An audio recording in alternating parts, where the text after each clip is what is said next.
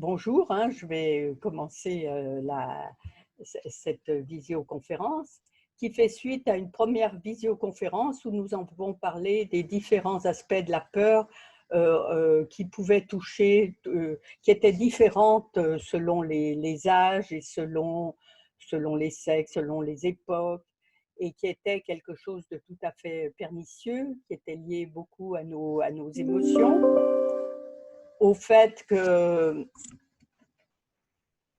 au fait que nous vivions absolument pas dans le présent, mais que nous anticipions toujours dans le futur avec toute l'expérience souvent négative du passé.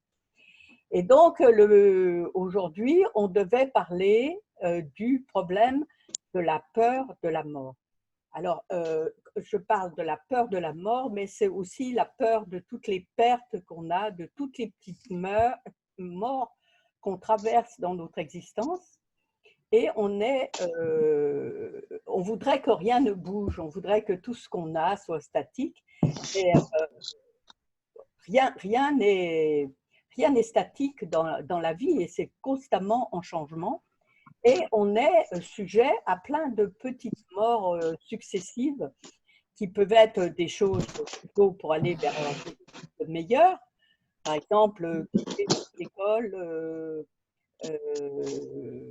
l'école primaire pour passer au collège, c'est à la fois un petit déchirement, mais c'est aussi pour aller vers quelque chose de mieux.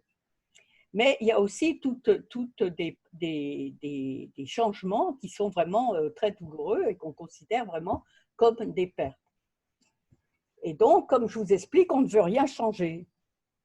Mais nous ne sommes jamais dans le présent. L'une des peurs les plus difficiles au niveau des pertes, c'est bien sûr la peur de la mort. Alors, pourquoi la peur de la mort? Parce que déjà, on a peur de souffrir, on a peur de perdre une personne, on a peur d'entendre des bruits.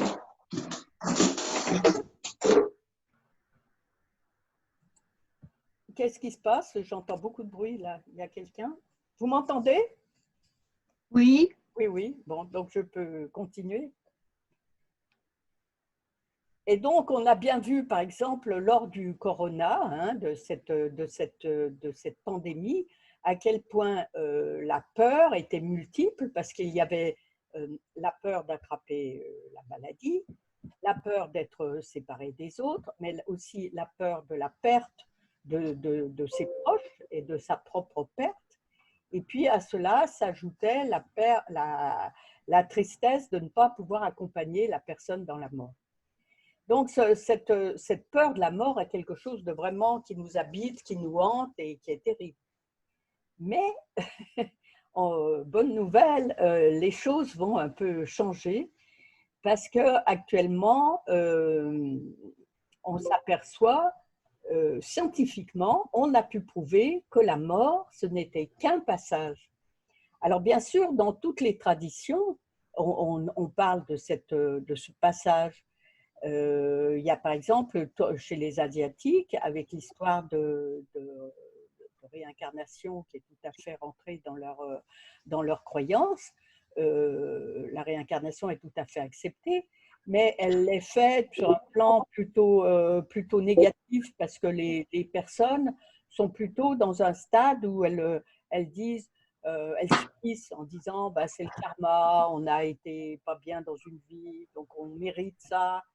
Alors que le but de la mort, c'est pas du tout, enfin de la réincarnation, c'est pas ça, c'est d'essayer de progresser, pour aller de plus en plus vers l'épanouissement de la personne. Alors, chez les Occidentaux, la réincarnation, on n'en parle plus.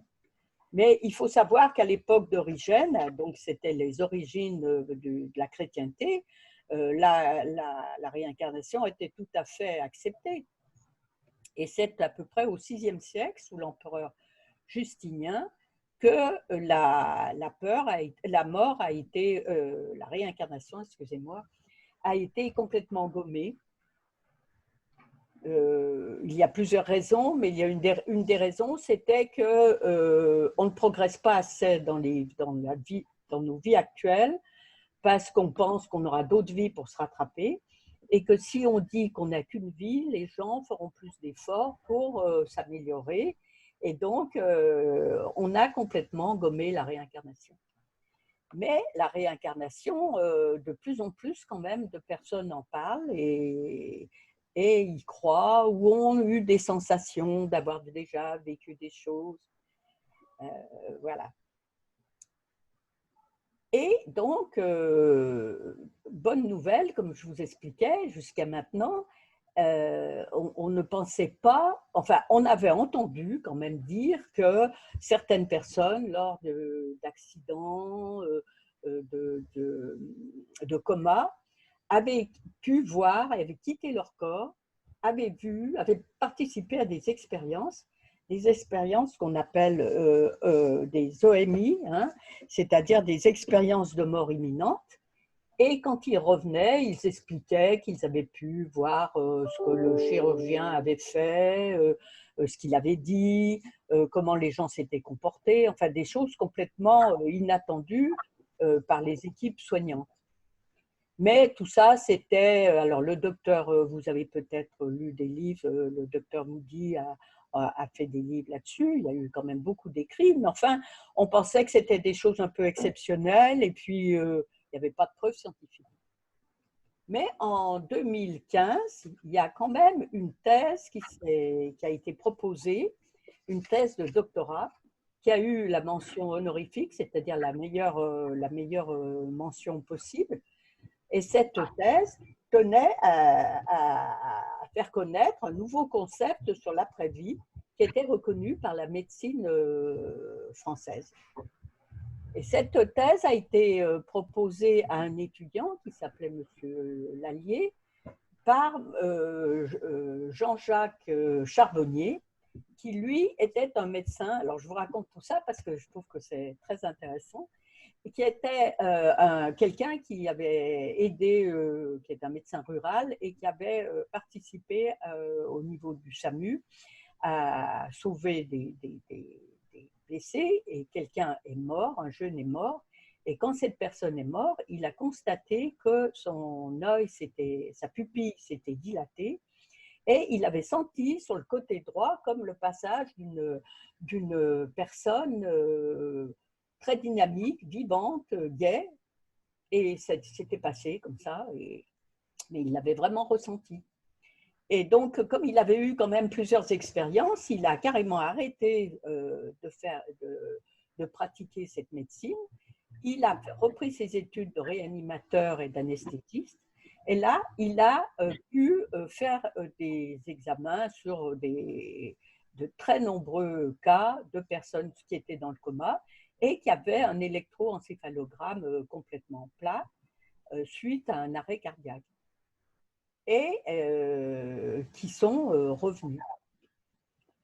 Et là, il a pu, son élève a pu, après de nombreuses recherches, a pu prouver qu'il existait une conscience intuitive extraneuronale, qu'on appelle la CIE, alors qu'on connaissait ce qu'on appelle le CAC, qui est la conscience analytique cérébrale, qui est la façon dont le cerveau fonctionne en temps normal quand l'électroencéphalogramme fonctionne correctement, et qui permet au cerveau d'émettre de l'énergie, d'émettre des pensées, des actes et tout ça. Alors que cette nouvelle conscience intuitive, elle n'est pas un émetteur, mais elle est un récepteur. Et ça se présente comme, si vous voulez, comme un nuage électronique sur un ordinateur. Et donc, la personne vit dans des expériences différentes. C'est-à-dire qu'elle voit ce qui se passe, elle ne peut bien sûr ni parler ni bouger, elle a la capacité de voir en quelques minutes tout le déroulement de sa vie et d'en faire aussi faire le point. La majorité des personnes ont pu constater qu'elles passaient, qu'elles voyaient une énorme lumière et qu'elles étaient attirées comme dans un tunnel. Que là, elles pouvaient rencontrer des personnes qu'elles avaient aimées, qu'elles avaient rencontrées, qui les attendaient, qui les accueillaient. Et puis, il y avait comme un empêchement d'aller plus loin. Et à ce moment-là, les personnes revenaient, réintégraient leur corps, en disant toujours que c'était avec beaucoup de difficultés parce qu'ils se sentaient à l'étroit dans leur corps, alors que quand ils étaient dans cet état de conscience, ils étaient complètement libres. Et que, en général, ça changeait beaucoup de choses dans leur vie parce qu'ils avaient fait le point, ils avaient compris des tas de choses. Et en général, l'orientation de leur vie changeait beaucoup dans un sens de plus de service, de plus de recherche personnelle. Voilà. Alors, si je pourrais vous en parler encore longtemps, et M. Charbonnier a fait un livre là-dessus, mais là, je vous en parle simplement, c'est pour vous dire que petit à petit, on va avoir de moins en moins peur de la mort parce qu'on va comprendre que nous avons une autre possibilité de vie après et que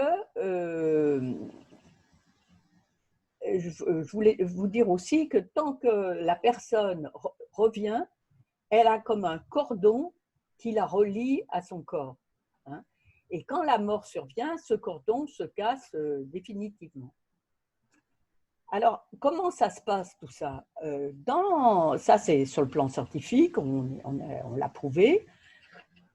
Ça se passe donc quand les personnes sont donc dans le coma ou dans une méditation profonde, il se passe exactement la même chose.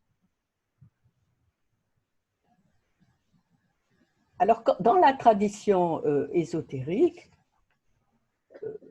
si vous lisez des livres, par exemple, d'Alice Bellet, Benjamin Crème, des gens comme ça, qui est dans la théosophie, vous vous apercevrez qu'il y a une explication à ça. C'est que, comme je vous l'ai dit dans la première visioconférence, nous sommes constitués de plusieurs corps. Hein. On a un corps physique, on a un corps émotionnel, qui est principalement le corps où agit la peur, et puis un corps mental, une personnalité, et au-dessus, on a une âme. Eh bien, au moment de cette séparation, de cette mort, il subsiste un des atomes de chacun de ces corps qui va demeurer et qui va se réincarner dans la vie suivante. Ça signifie que tout l'acquis que nous avons eu au cours des vies précédentes, nous le gardons. Alors, je vous dis acquis, c'est peut-être pas exactement le mot, c'est parce que l'acquis, si vous avez appris le russe, vous n'allez pas savoir le russe forcément dans la vie suivante, surtout si vous êtes né au fin fond de l'Asie ou des choses comme ça.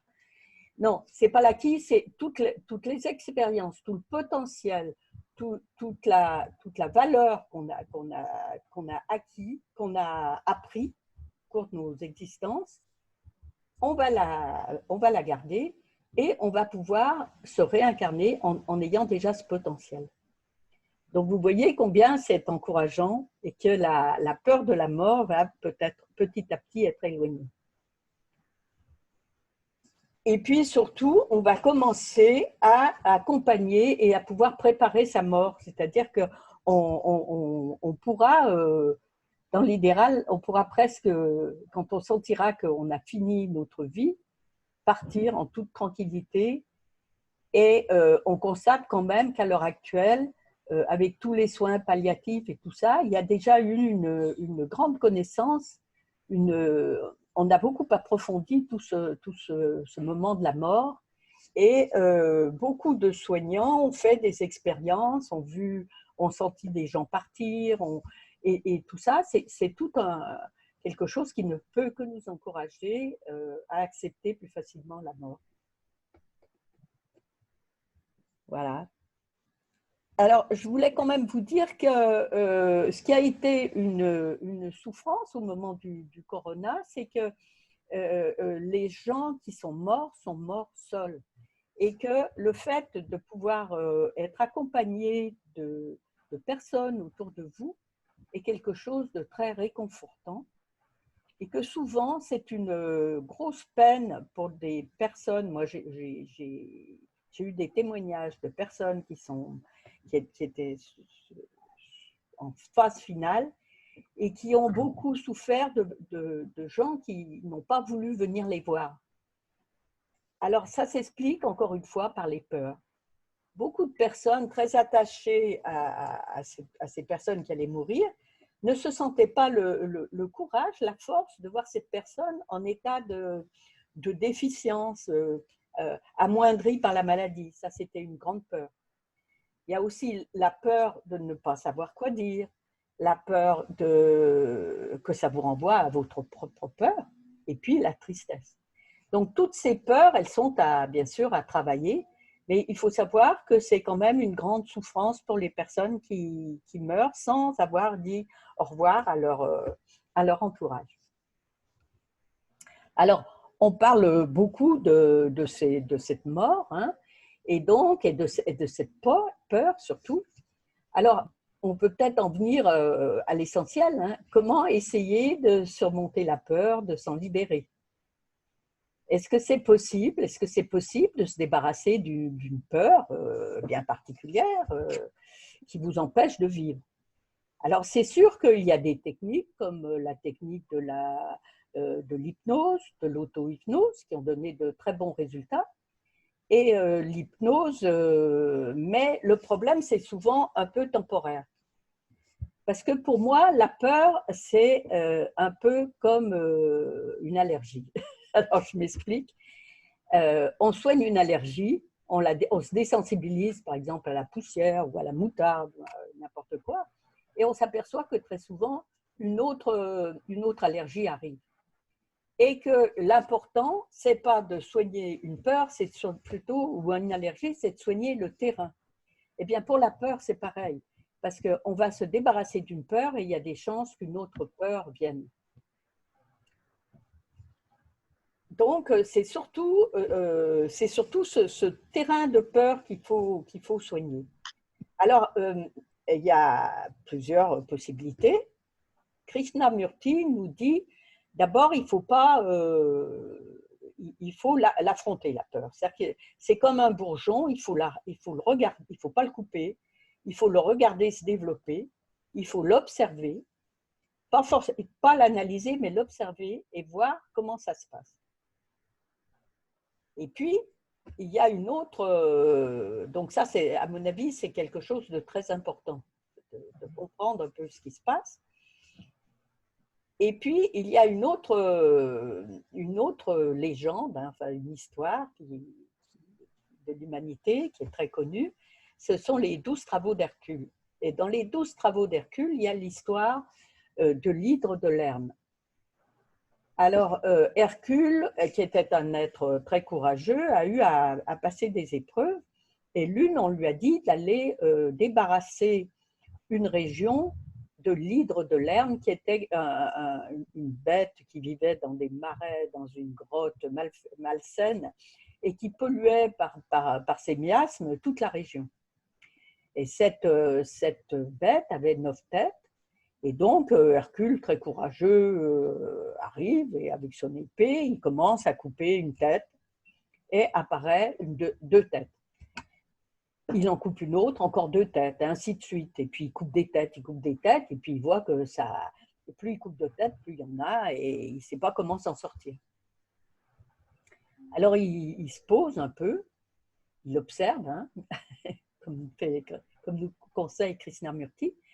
Et d'un seul coup, il a une idée que je pourrais qualifier plutôt d'intuition. Il prend la bête à bras-le-corps et il la sort de son milieu, qui était malsain, humide et tout ça, et il la met au soleil, au plein air, à la lumière. Et à ce moment-là, sans rien faire, il constate que toutes les 8 têtes vont complètement se désagréger. Alors, moi qui suis un peu visuelle, je compare ça à une méduse, vous savez, qui est très belle dans l'eau, et puis quand on la met sur le sable, elle ne ressemble plus à rien. Ça s'est passé comme ça, mais il restait une tête, et à ce moment-là, il l'a coupée. L'hydre a disparu, et il a caché la tête sous un énorme rocher. Et donc, cette histoire, c'est la parabole, enfin, c'est le symbole de la peur. C'est-à-dire que plus vous couperez des têtes, moins vous en sortirez si vous restez dans la même ambiance. Par contre, si vous essayez de... Je sais pas ce qui se passe, là. Si vous essayez de la voir différemment, de la voir à la lumière des choses, d'elle-même, elle va disparaître. Parce que, comme on l'a déjà dit, hein, la peur, elle est beaucoup liée à tout le... on macère dans nos têtes, on ressasse des choses qui ne sont pas forcément la réalité. Et si on est dans le présent, et si on est à la lumière, les peurs ont beaucoup de chances de disparaître. Alors, il y a aussi une autre façon de surmonter, de se libérer de la peur, c'est de ne pas trop se regarder le nombril, si je puis m'expliquer ainsi. C'est-à-dire que si on s'occupe des autres, on verra qu'on a beaucoup moins de peur. Alors, il y a un exemple tout simple, hein, un père de famille, par exemple, qui a peur de l'orage. Il faut qu'il a des enfants autour de lui et comme il ne veut pas leur transmettre la peur, puisqu'on sait que la peur, c'est comme un poison, ça se transmet d'une façon très pernicieuse et très puissante. Donc, il se met à chanter des chansons, il raconte des histoires, il distrait ses enfants. Donc, les enfants n'ont pas peur et lui, de ce fait-là, ne pense plus à sa peur. Donc, c'est aussi une façon de se libérer, aller s'orienter vers les autres, regarder les autres. Voilà, en ce qui concerne les idées pour se libérer de la peur. Je ne sais pas si vous voulez commenter.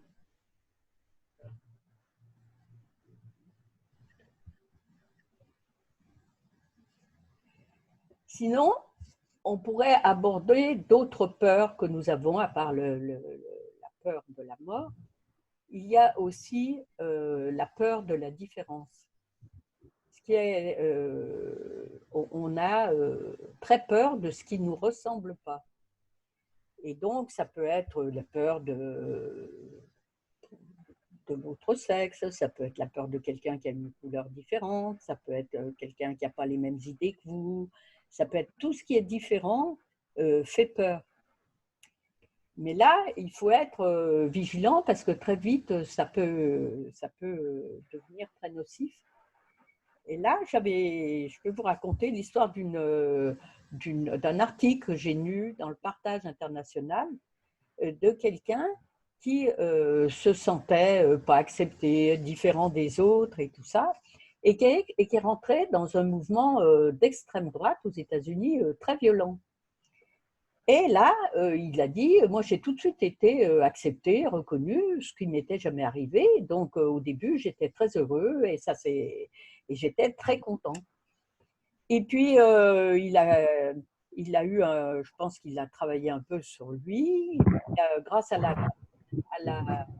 physique quantique, et puis aussi, il a eu des enfants. Et là, il a découvert ce qu'était la compassion. Et là, à ce moment-là, il s'est dit, mais ça ne va pas, je suis très mal finalement. Il a analysé qu'il était très mal dans ce mouvement parce qu'il disait que pour être tout le temps en colère, il faut dépenser beaucoup d'énergie. Et il avait constaté que tous les gens autour de lui, personne n'était gai, personne ne souriait et que c'était très difficile. Et donc, il a essayé de faire comprendre à tous ces gens, petit à petit, qu'il fallait mieux être dans la compassion. Et il a créé un organisme une association qui s'appelle La Compassion plutôt que la violence. Et il s'est dit, il a constaté combien il a été comme libéré et qu'il s'est rendu compte aussi qu'il était très difficile d'avoir de la compassion pour des gens qui n'avaient pas de compassion, mais c'est justement ces personnes qui ont le plus besoin de compassion. Voilà, alors ça c'est sur pour un peu illustrer la peur de la différence. Il y a une autre peur qui est très importante aussi chez les humains, c'est la peur de manquer. Pendant je peux dire des siècles, l'humanité a eu toujours peur d'avoir des disettes, de manquer de nourriture. Il y a eu des périodes où les gens ont eu très faim. À l'heure actuelle aussi, mais à l'heure actuelle, c'est pour d'autres raisons. Et la peur de manquer, elle devrait petit à petit disparaître parce que si on pratique la politique du partage, la Terre a de quoi nourrir tous les humains. Alors, 7 milliards, il ne faudrait peut-être pas dépasser ce chiffre, hein, parce que pour nourrir 7 milliards, ça commence à devenir difficile. Mais si on est raisonnable au niveau augmentation de la population, on constate que la Terre a la capacité de nous nourrir. Actuellement, on a aussi la capacité de conserver des choses, de pouvoir cultiver par n'importe quelle saison des légumes, de la nourriture, et théoriquement, on ne craint plus de famine. À moins, bien sûr, que le climat, et qu'on ne fasse rien au niveau de l'écologie et que le climat se détériore vraiment, mais on a tout à fait la capacité de nourrir la population. Il y a à l'heure actuelle des silos qui sont pleins de riz et de farine qui pourrissent et qui sont volontairement gardés dans des silos pour rendre ces denrées plus rares et faire monter le coût des aliments. Donc, vous voyez qu'il est temps de se réformer mais que par conséquence, la peur de manquer risque de ne plus être aussi prégnante. Par contre, on est complètement imprégné par cette peur quand même, et on a toujours besoin de cumuler, de garder, de conserver. Enfin, on l'a bien vu hein, au moment du confinement, les gens ont fait des réserves, ils ont eu peur de manquer, c'est aussi la peur, c'est aussi un manque de confiance. Mais c'est tellement un instinct chez nous que voilà. Enfin, c'est des peurs qu'il faut je vous parle de ça parce qu'il faut savoir quelles sont les peurs et si on sait où sont les peurs, on peut mieux les observer, les comprendre. Alors, dans toutes les peurs que je vous ai dit, qu'est-ce que j'ai oublié aussi? J'ai oublié la peur, bien sûr, de ne pas être apprécié. Et donc, cette peur de ne pas être apprécié, ça vous entraîne dans la concurrence en permanence parce que par voie de conséquence, on veut toujours être le meilleur, on veut avoir ce que les autres ont, alors on est toujours dans la concurrence. Or, tant qu'on sera dans la concurrence, on aura peur.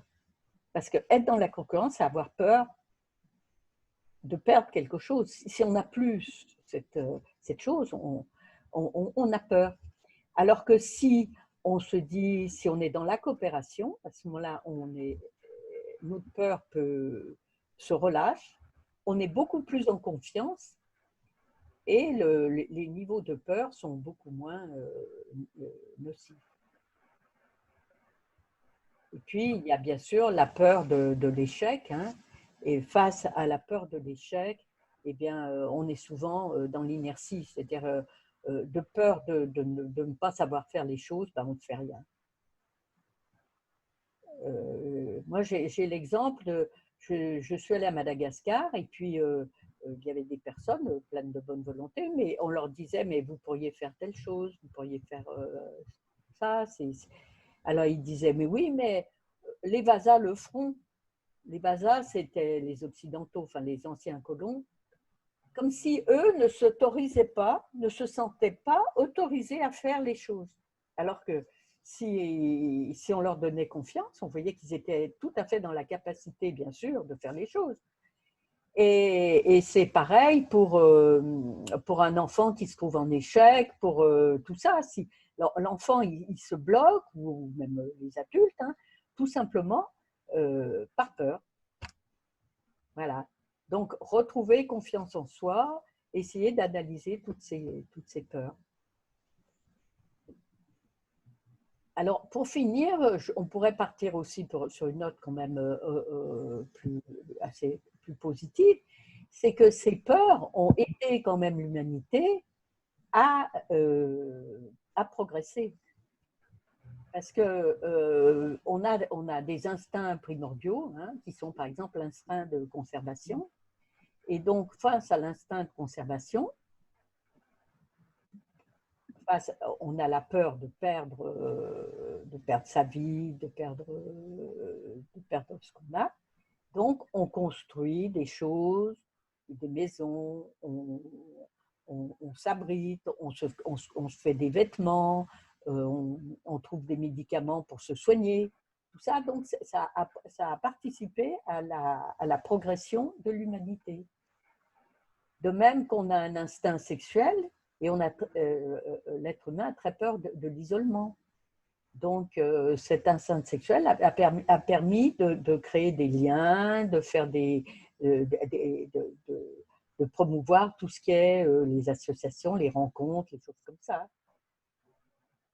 On a aussi un instinct grégaire.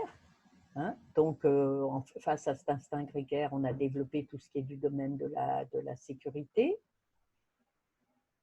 On a un instinct d'auto-affirmation. Et puis, on a la recherche de la reconnaissance, bien sûr. Et donc, on aime aller explorer l'inconnu.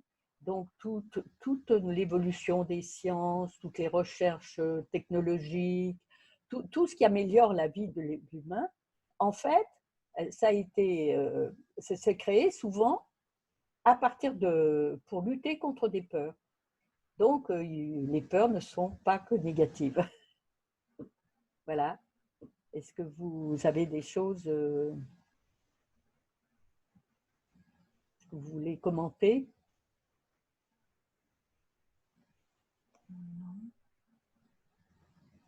Donc, en fait, si je comprends bien, c'est d'après ce que tu avais dit tout à l'heure, avec l'expérience du papa qui avait peur et les enfants, je pense qu'alors il faut plutôt se décentrer. Voilà. Oui. Aussi dans la coopération, l'oubli de soi un peu aussi, donc focaliser sur autre chose que la peur, tourner son regard sur autre chose. Et essayer aussi de vivre dans le présent. Est-ce qu'on pourrait dire qu'il y a le contraire de la peur? On pourrait dire que ça peut être le courage, hein, mais ça peut être aussi la joie, l'amour. Parce que la peur, il n'y a rien de plus triste qui vous assaille, c'est comme un brouillard. Alors, une belle opposition, c'est la joie. Si on peut essayer d'être dans la joie, c'est une façon de lutter contre la peur. Et puis la confiance aussi. Si on avait plus confiance dans les autres. Et puis comme on sait qu'il y a une synergie, c'est-à-dire que si on a peur de quelqu'un, on transmet le malaise en face à la personne. Alors que si on lui transmet la confiance, la personne, elle va avoir tendance à avoir confiance, à nous donner sa confiance. Enfin, je ne sais pas si tu es de cet avis.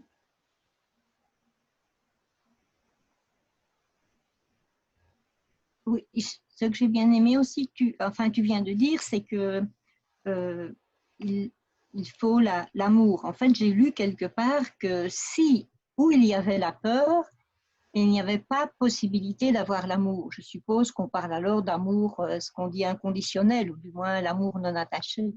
Oui. Et l'amour, en plus, l'amour, c'est ce qui nous relie. Hein. Tous les atomes, en fait, sont reliés entre eux par une espèce de force qu'on pourrait considérer presque de l'amour.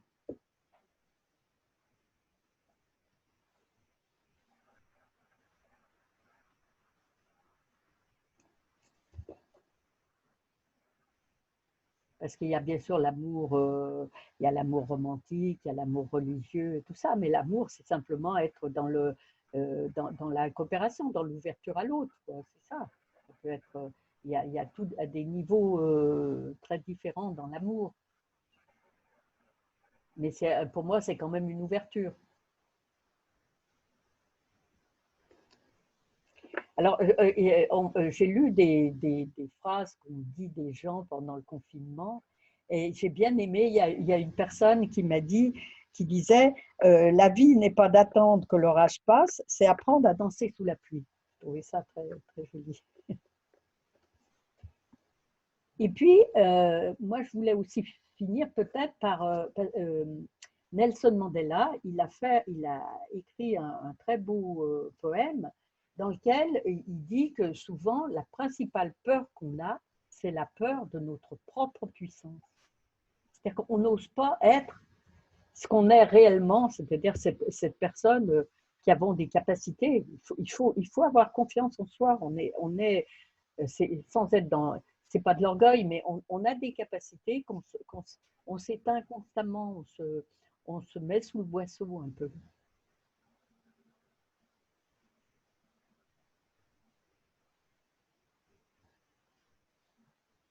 Et à l'heure actuelle, il faut être assez vigilant parce que je trouve que tous les médias font tout pour qu'on soit dans la peur, quoi. Enfin, et nous coupent notre énergie, nous empêchent d'être libres un peu. Voilà.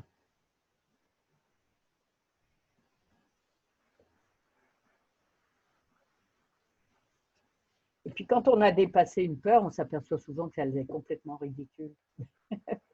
Moi, je me rappelle quand j'étais adolescente, une peur pour moi, c'était par exemple de rentrer dans un lieu public, par exemple dans une grande brasserie ou un truc comme ça, j'avais l'impression que tout le monde me regardait et j'avais peur.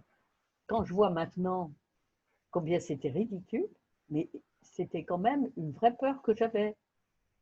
Mais c'était complètement ridicule. Mais c'est quand même des peurs qui vous empêchent dans la vie de faire des choses. Donc il faut vraiment travailler sur la peur. Et alors, dans certaines incarnations, on a certaines incarnations où c'est le travail d'une vie d'avoir à se débarrasser de la peur. En sachant qu'il y a on est des personnes différentes, hein, et il y a des types de personnes différentes. On le sait en psychologie, il y a par exemple des introvertis, des extravertis, et donc il y a des gens qui sont beaucoup plus peureux que d'autres. Il y a des personnes qui connaissent très peu la peur, ou alors qui ont que des peurs physiques, que des peurs émotionnelles. Mais il y a des personnes où c'est vraiment le chemin de vie qu'ils doivent faire, se libérer de la peur. Alors, je vais quand même vous donner un peu mes sources. Hein. Les sources, c'est les livres il y a un livre de Benjamin Crème qui s'appelle La mission de Maitreya 2, qui est aux éditions Partage Publication et qui a tout un chapitre sur se libérer de la peur. Il y a Alice Bellet dans le traité sur la magie blanche aussi qui traite de la peur. Il y a Krishnamurti qui en a beaucoup parlé, et notamment